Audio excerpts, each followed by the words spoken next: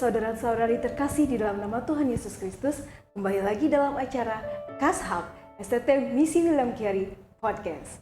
Baik Bapak Ibu, perkenalkan nama saya Christine Anastasia Tarigan, biasa dipanggil Christine, sebagai pembawa acara dalam kegiatan podcast ini. Baik Bapak Ibu, di samping saya sudah ada narasumber kita, yaitu Bapak Pendeta Dr. David Mariapan MPH. Selamat siang Bapak. Selamat siang. Apa kabarnya? Puji Tuhan, luar biasa. Wah, dahsyat sekali Bapak Ibu. Baik Bapak Ibu, sebelumnya saya akan memperkenalkan riwayat atau juga bisa disebut dengan latar belakang dari Bapak Pendeta David Mariapan ini. Bapak ini merupakan ketua sinode dari Gereja Elim Kristen Indonesia dan juga pengembalaan dalam GKI Bethel Temple di Jalan Mongon Sidi Baru 1 nomor 25 Medan, Indonesia. Baik Bapak, pada siang hari ini kita akan berbincang-bincang seputar tentang pelayanan. Nah Pak, bisa di-sharingkan bagaimana kisah tentang pelayanan Bapak di Gereja Elim Kristen Indonesia? Ya, puji Tuhan, terima kasih Christine. Bersukacita pada hari ini bersama dengan para pendengar semuanya, kita bisa bersama-sama bisa boleh membawa hormat dan kemuliaan bagi nama Tuhan. Pada hari ini saya sangat bersukacita karena Tuhan berikan kesempatan luar biasa pada hari ini bisa menyampaikan pengalaman-pengalaman pelayanan yang saya tahu bukan karena kekuatan saya tapi semuanya karena kasih sayang Tuhan. Saya memulai pelayanan pengembalaan itu di tahun 2000 dan saat ini sudah lebih kurang 23 tahun di dalam pengembalaan Gereja Elim Kristen Indonesia. Dan itulah mengenai, dan sebelumnya saya melakukan penginjilan dari satu kota ke kota lain di hampir seluruh wilayah Indonesia, dan Tuhan membawa saya juga di beberapa negara-negara yang ada di seputaran dunia ini.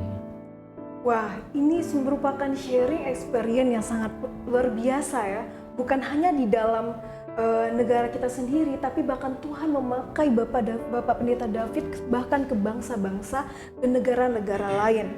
Nah, seiring dengan experience pelayanan Bapak tadi, bisa nggak Pak Bapak sharingkan juga bagaimana sejarah Gereja Elim Kristen Indonesia hingga akhirnya sekarang seperti kita ketahui sudah ada Sekolah Tinggi Teologi Misi William Carey. Ya, baik, puji Tuhan. Gereja Elim Kristen Indonesia dimulai oleh Bapak Pendeta Dr. Nathanael Mariapan yang sudah almarhum ya.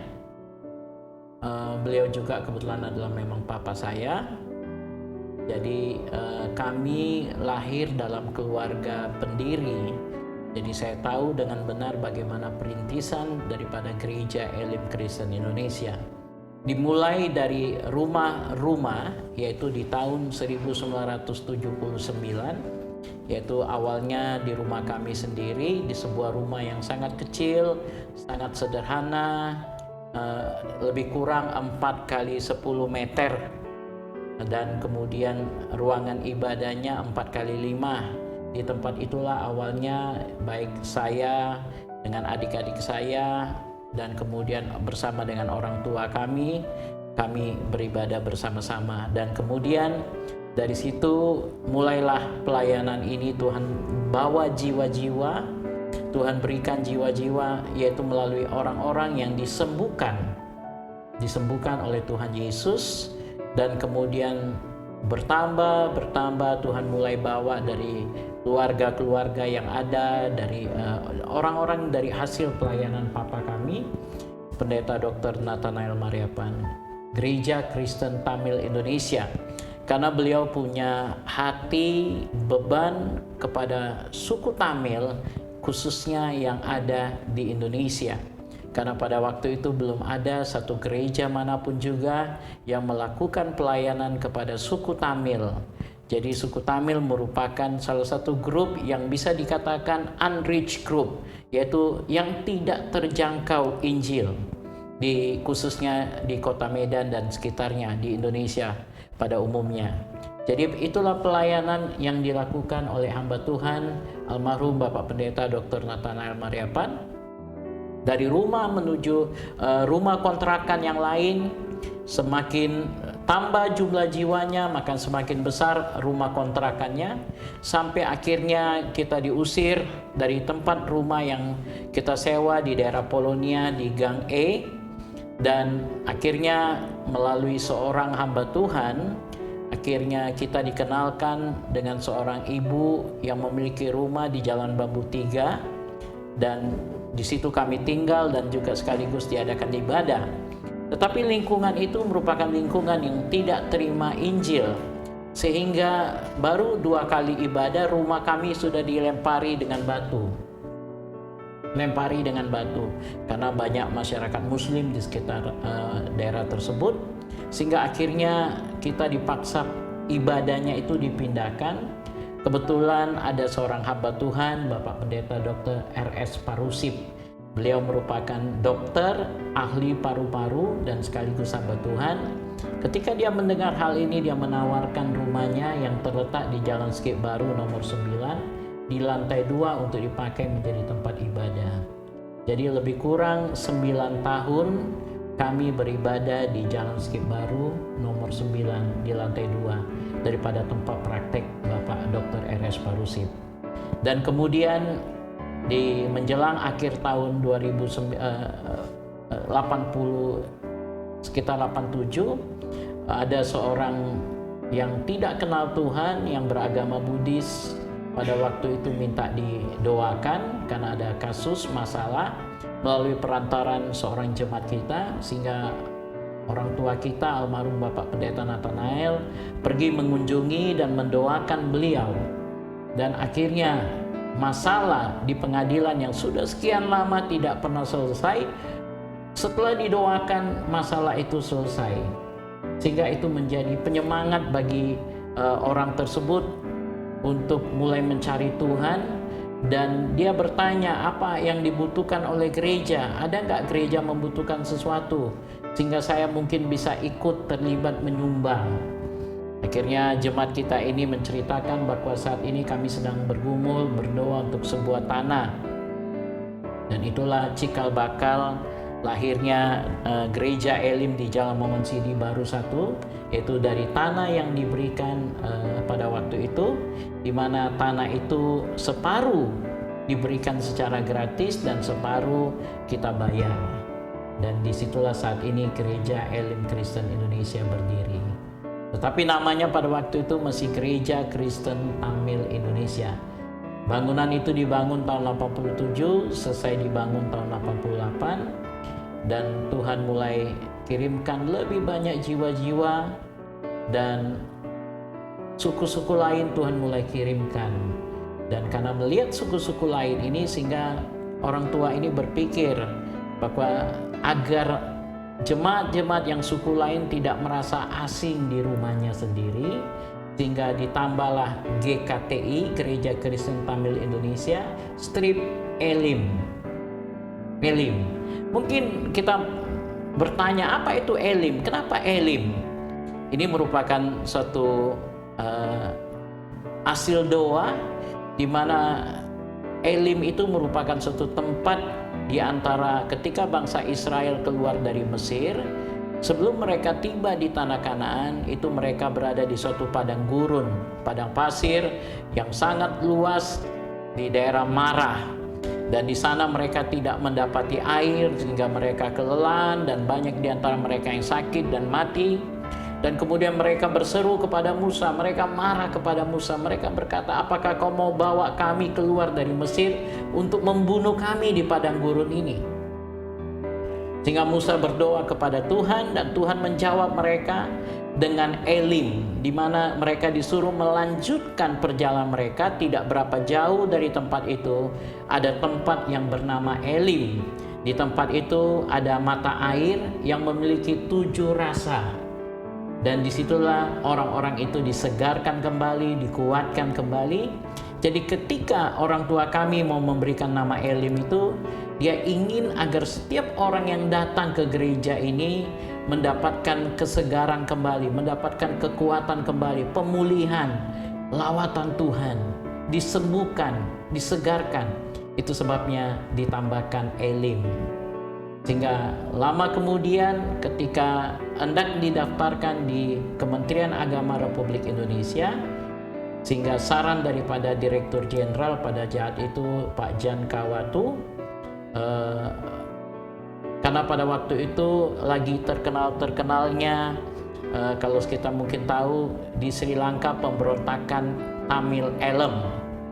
Tamil Elem itu sedikit kedengarannya seperti Tamil Elim, sehingga gereja kita namanya Gereja Kristen Tamil Indonesia Strip Elim. Sehingga ada orang yang berkata, apakah ini ada hubungannya dengan pemberontakan yang ada di Sri Lanka, Tamil Elim, Tamil Elem. Sehingga Dirjen katakan, lebih baiklah Pak kalau mau buat Elim, Gereja Elim Kristen Indonesia. Sehingga atas saran Bapak Dirjen pada waktu itu, sehingga nama itu diubah menjadi Gereja Elim Kristen Indonesia. Itu sedikit mungkin mengenai sejarah berdirinya gereja ini. Wah, ini sangat menarik sekali ya Pak. Jadi kita mempelajari bahwa sejarah terbentuknya gereja Elim ini juga memiliki histori yang sangat mendalam, ya kan, perjuangan bahkan berpindah dari satu tempat ke tempat yang lainnya. Mungkin hari-hari ini sesuatu yang seperti tidak mungkin terjadi, tapi ternyata dalam proses pembentukan gereja Elim ini benar hal ini pun terjadi. Begitu sulitnya proses pembentukan suatu gereja, bahkan penginjilan, bahkan di Indonesia gitu ya Pak. Dan akhirnya puji Tuhan terbentuklah gereja Elim ini. Nah Pak, seiring dengan sejarah tadi, bagaimana bisa nih Pak, kok bisa dari sebuah gereja menjadi sebuah sekolah tinggi teologi yang akhirnya memperlengkapi banyak hamba-hamba Tuhan. Bahkan saya pun salah satu alumni dari Sekolah Tinggi Teologi Misi William Carey, ya kan, banyak sekali bentuk hamba Tuhan yang luar biasa, dan sekolah tinggi ini sangat memberkati banyak jiwa. Bisa Bapak bagikan Pak? Iya, jadi sesuai dengan panggilan Tuhan kepada hambanya Bapak Pendeta Dr. Nathanael Mariapan, kemudian beliau melihat ada masalah-masalah yang terjadi di dalam perjalanan gereja ini. Di mana-mana biasanya orang kepingin gereja itu berkembang, kalau bisa dari 10 menjadi 20, 30, 100, 200, 300 jemaat. Karena itu yang selalu menjadi pertanyaan kalau kita jumpa sesama pendeta, mereka bertanya, berapa orang jumlah jemaat? Ya kan? Berapa besar? Mereka mau mengukur seberapa besar.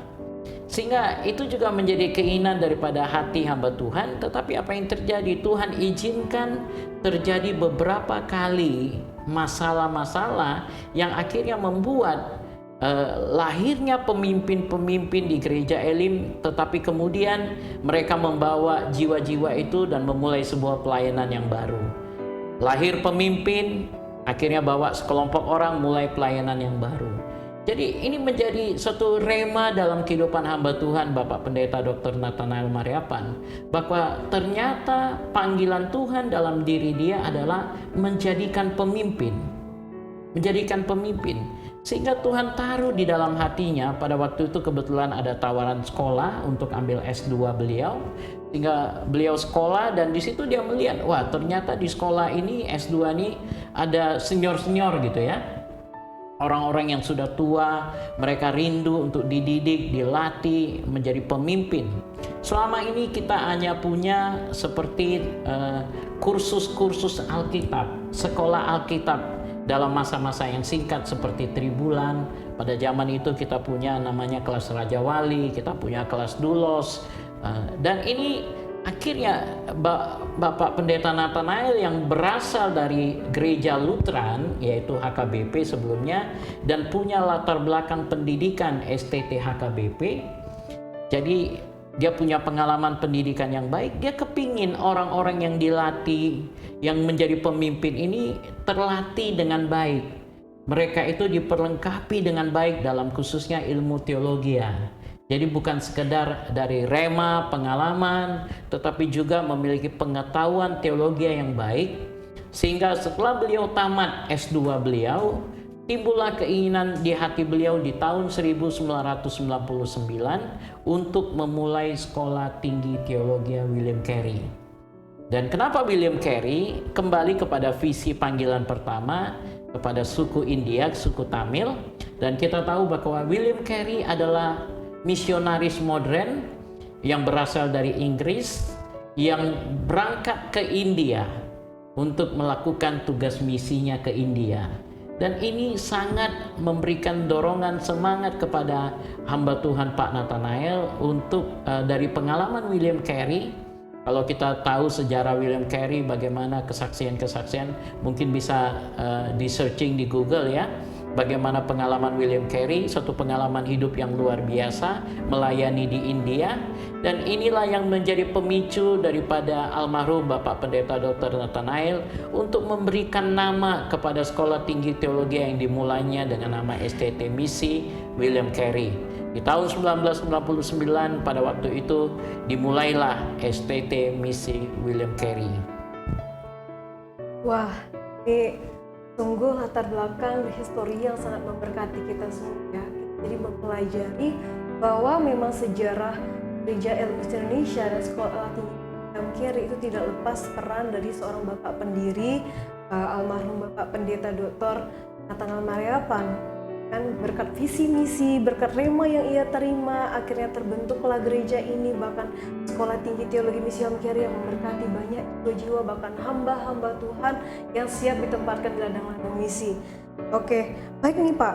Selanjutnya, ini ada suatu pertanyaan yang sangat menarik. Tema kita kali ini adalah tentang tak mengeluh tapi berpeluh. Suatu kalimat yang sangat menarik dan memiliki makna yang dalam ya kan. Tak mengeluh meski berpeluh. Nah, seiring dengan tema tersebut, bisa nggak Bapak sharingkan juga duka duka apa sih yang sampai saat ini masih dirasakan dalam pelayanan yang Bapak jalani? Ya, baik. Khususnya saya mau sampaikan tentang pengalaman saya pribadi ya. Jadi Gereja Elim Kristen Indonesia tadi dimulai oleh almarhum Bapak Pendeta Dr. Nathanael Mariapan dan juga sekaligus STT Misi William Carey dimulai tahun 1999 oleh Bapak Pendeta Dr. Nathanael Mariapan.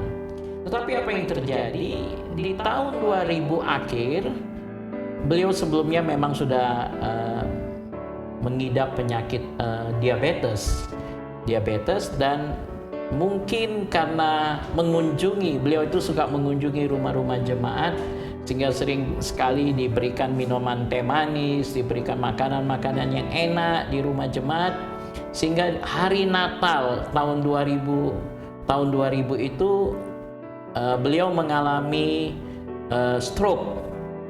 Satu kali ketika bangun di pagi hari, beliau mengalami stroke ringan dan kemudian dibawa ke rumah sakit, dan dalam perjalanan waktu beliau mengalami stroke. Sehingga sejak tahun 2001 saya harus memimpin dua organisasi ini, yaitu Gereja Elim Kristen Indonesia dan STT Misi William Carey. Jadi saya pada waktu itu masih muda sekali, ya usia saya pada waktu itu 25 tahun, dan harus dengan terpaksa mengambil tanggung jawab memimpin Gereja Elim Kristen Indonesia sekaligus memimpin STT Misi William Carey.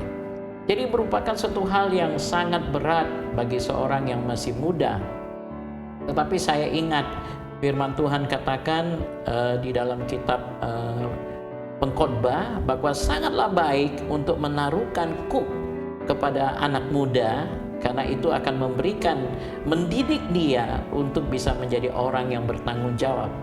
Jadi saya pikir ini suatu pengalaman yang indah yang Tuhan berikan kepada saya, suatu kesempatan yang Tuhan berikan kepada saya untuk memimpin Gereja Elim dan juga memimpin sekaligus STT Misi William Carey.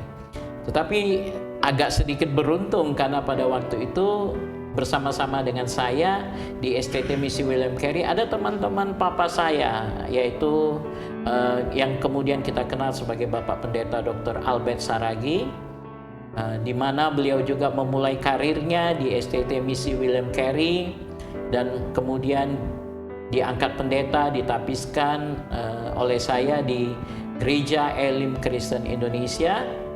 Dan mereka membantu saya bersama Bapak Pendeta Edward Manalu, dan pada waktu itu ada Pendeta Mindo Simanjuntak. Ada beberapa orang yang ikut membantu di dalam sejarah awal berdirinya STT Misi William Carey. Tetapi pelayanan itu bukanlah suatu hal yang gampang. Banyak tantangan-tantangan yang terjadi, apalagi ketika saya memimpin itu, saya sebelumnya berada di kota Jakarta. Dan kemudian saya pulang di tahun 99 akhir, karena memang saya tahu Roh Kudus menaruh di hati saya untuk pulang ke kota Medan. Dan sejak waktu itu saya membantu pelayanan di kota Medan. Jadi ketika saya mengambil alih pelayanan gereja khususnya, itu membuat beberapa orang tidak merasa senang. Karena mereka lebih senior dari saya, pengalamannya mungkin lebih banyak dari saya, sehingga mereka merasa kok dia yang jadi pemimpin. Ya, mereka merasa kok dia yang selama ini di Jakarta, bukannya kami selama ini yang ada di Medan, bukannya kami selama ini yang menemani. Tetapi sayangnya mereka memimpin tetapi tidak punya dasar pendidikan teologi yang sangat baik. Jadi banyak sekali masalah-masalah yang terjadi, pengalaman-pengalaman yang kurang, sehingga akhirnya seringkali mereka berada dalam posisi yang tidak bisa berbuat apapun. Sehingga akhirnya saya ambil alih, dan inilah yang membuat akhirnya saya kemudian khususnya ditabiskan menjadi gembala Gereja Elim Kristen Indonesia di tahun 2002. Dan pada waktu itu hadir Bapak Pendeta Paul Wakari yang juga merupakan alumni William Carey.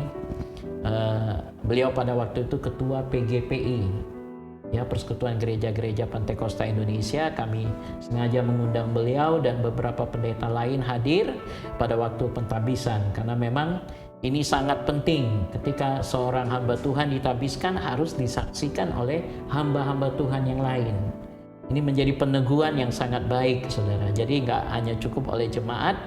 Sehingga pada waktu itu saya ditabiskan tahun 2002, dan sejak saat itulah saya mengembalakan, dan tantangan banyak sekali. Naik turun. Saya diberikan Tuhan karunia-karunia yang luar biasa dengan kesembuhan, dengan mujizat, sehingga perkembangan jemaat itu terjadi dengan begitu signifikan. Pada waktu itu jemaat terus bertumbuh. Banyak orang-orang yang membutuhkan mujizat, membutuhkan kuasa Tuhan. Tetapi apa yang terjadi? Kurang pengalaman. Pengalaman ini juga sangat penting. Pengalaman dalam pengembalaan itu kurang. Sehingga apa yang terjadi? Tidak berapa lama mereka juga berangkat pergi. Jadi ini pengalaman yang indah. Sehingga saya bertanya, Tuhan, apa sih kira-kira yang menjadi penyebab mereka pergi? Tuhan mulai mendidik saya, mengajar saya. Roh Kudus mulai taruhkan. Saya dikenalkan dengan orang-orang yang membantu saya dalam seminar-seminar, seperti contohnya Abba Love Ministry di Jakarta. Jadi saya menghadiri seminar-seminar yang mereka buat, dan situ saya belajar bahwa pemuritan adalah kunci daripada penggembalaan. Jadi sejak saat itu saya mulai memuridkan, mengajar dasar-dasar Kristen, mengajar kelas-kelas kepemimpinan, dan disitulah mulai akhirnya saya melihat tidak ada lagi yang keluar masuk, menetap. Sudah kuat, dan ini pengalaman yang Tuhan bawa. Tantangannya memang berat di dalam pengembalaan, apalagi juga di dalam memegang sekolah tinggi teologi. Banyak sekali pengalaman. Tambah lagi STT Misi William Carey tidak punya sponsor yang tetap untuk mendukung keuangan daripada STT. Dan banyak mahasiswa-mahasiswa yang pada waktu itu juga beasiswa, sehingga akan ada kesulitan-kesulitan membayar gaji-gaji dosen. Dan ini suatu pengalaman yang indah. Berjuang, pada waktu itu kadang-kadang saya harus gadaikan rantai, Saya harus gadaikan emas-emas dari keluarga, dari istri saya untuk bisa bayar gaji. Ya, ini pengalaman yang indah. Dan akhirnya di tahun 2007 pada waktu itu kalau nggak salah saya baru Pak Oktav pulang dari Afrika Selatan dan kemudian beliau kita serah terimakan untuk melanjutkan sekolah pendidikan STT Misi William Carey, memimpin STT Misi William Carey. Wah, ini salah satu sharing yang sangat memberkati kita semua ya. Bagaimana kita juga bisa belajar bahwa ternyata Bapak Pendeta David ini sudah Tuhan sedari muda ya kan, seperti ayat Alkitab, jangan ada seorang pun memandang engkau rendah karena engkau muda, tapi menjadi teladan kita bagi hamba-hamba Tuhan yang muda, bahwa bahkan bukan hanya melayani di masa muda, kepemimpinan yang sungguh luar biasa ya, memimpin sebuah sekolah di umur 25, itu tadi karena mungkin ya meskipun terpaksa tapi panggilan Tuhan ya kan, sudah dituliskan oleh Tuhan juga ya kan, harus mencetak hamba-hamba Tuhan. Nah, bisa nggak Pak bagikan suatu pesan-pesan ataupun saran buat anak-anak muda mungkin di luar sana maupun hamba-hamba Tuhan yang saat ini yang masih muda tapi Tuhan sudah pakai untuk perintisan atau memulai pelayanan mereka, supaya mereka bisa tetap teguh, mereka juga tetap semangat dalam melayani Tuhan gitu, melalui inspirasinya Bapak dan pengalaman Bapak tadi. Iya, puji Tuhan.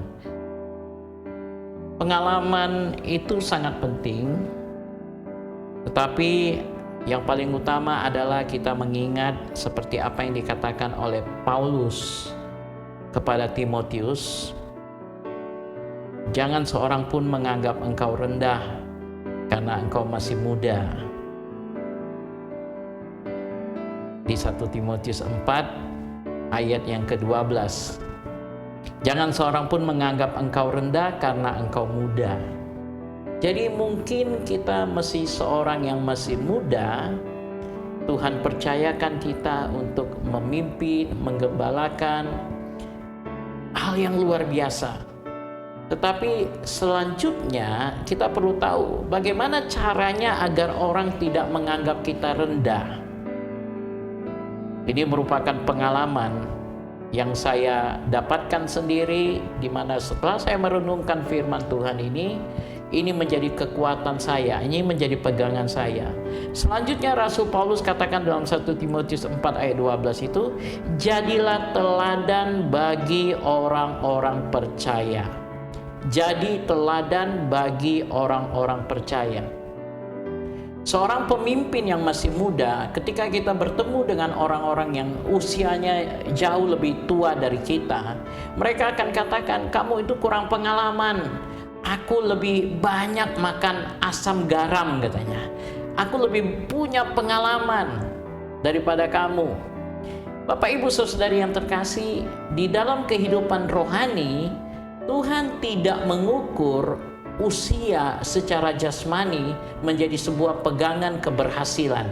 Tetapi yang ditaruh di dalam kehidupan kerohanian adalah pada waktu awal Tuhan memanggil kita, pada waktu itu Tuhan telah menaruhkan semua yang dibutuhkan untuk melayani Dia. Jadi pengalaman kita bukan hanya apa yang kita dapatkan itu untuk memimpin bukan saja dari pengalaman. Pengalaman itu memang guru yang baik, tetapi Roh Kudus yang diberikan kepada kita untuk menjadi alatnya Tuhan itu menjadi yang terbaik. Jadi pengalaman guru yang baik, tetapi Roh Kudus adalah guru yang terbaik. Ketika Tuhan memanggil kita, Tuhan berikan Roh Kudusnya kepada kita. Jadi anak-anak muda, firman Tuhan katakan jangan seorang pun menganggap engkau rendah karena engkau masih muda. Karena apa? Karena ada Roh Kudus yang diberikan Bapa kepada kita. Roh Kudus itulah menjadi senjata utama, senjata mutakhir yang kita miliki dalam melayani Tuhan. Dan Roh Kudus inilah yang kemudian akan memampukan kita. Karena ayat ini selanjutnya berkata, jadilah teladan bagi orang-orang percaya. Bagaimana caranya kita menjadi teladan bagi orang-orang percaya? Teladan bagi orang-orang tua yang telah lebih dulu ada mengenal Tuhan. Roh Kudus itulah yang akan menuntun kita untuk menjadi teladan. Contoh dalam bidang apa? Dalam perkataan kita nggak perlu dibuat-buat, harus mungkin kita rencanakan dulu bagaimana perkataan kita, nggak perlu. Dengan sendirinya ketika Roh Kudus ada dalam diri kita, Roh Kudus itu akan mengubah kata-kata kita. Barang siapa ada di dalam Kristus Yesus, dia ciptaan baru, dia menjadi manusia yang baru.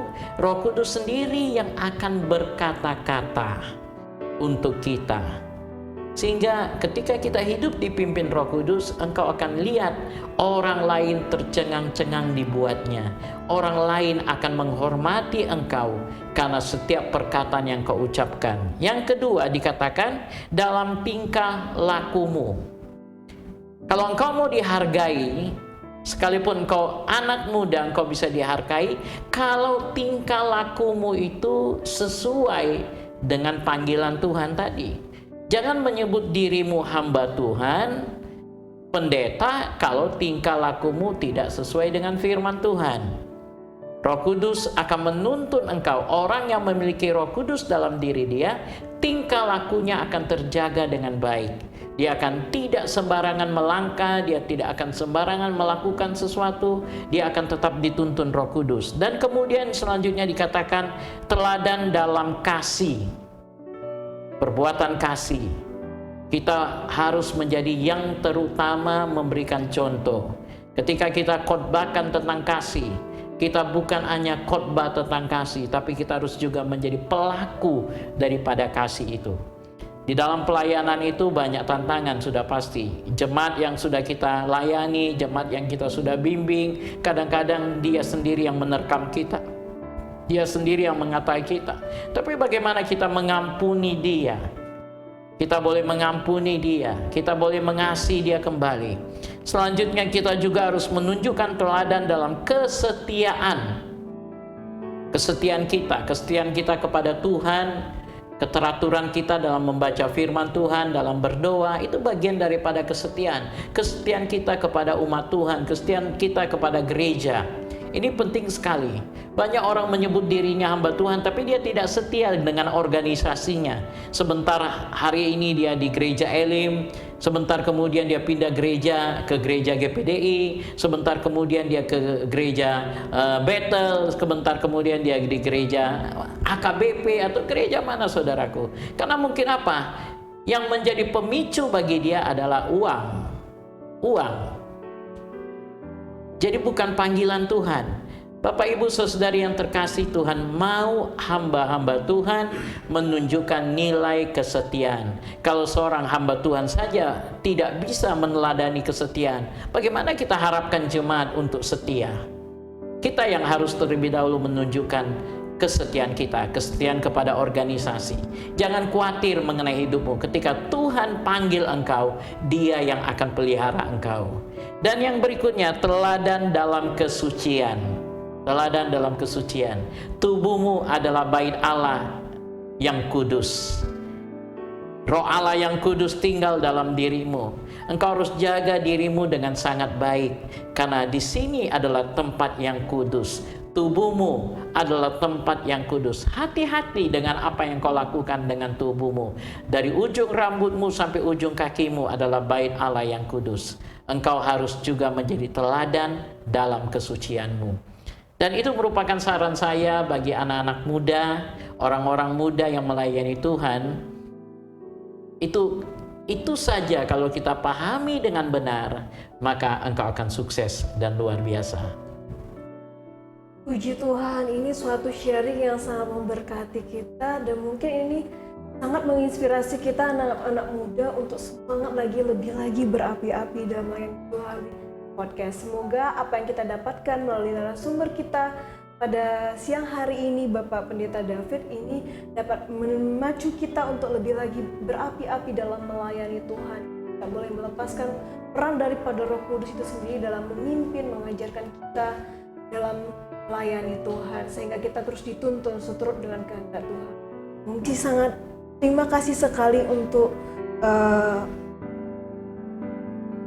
beberapa hal yang sudah Bapak sharingkan pada podcast pada siang hari ini. Tuhan Yesus memberkati pelayanan Bapak. Tuhan pakai lebih dahsyat lagi, terjadi penuaian di Gereja Elim Kristen Indonesia, bahkan juga di Sekolah Tinggi Misi William Carey.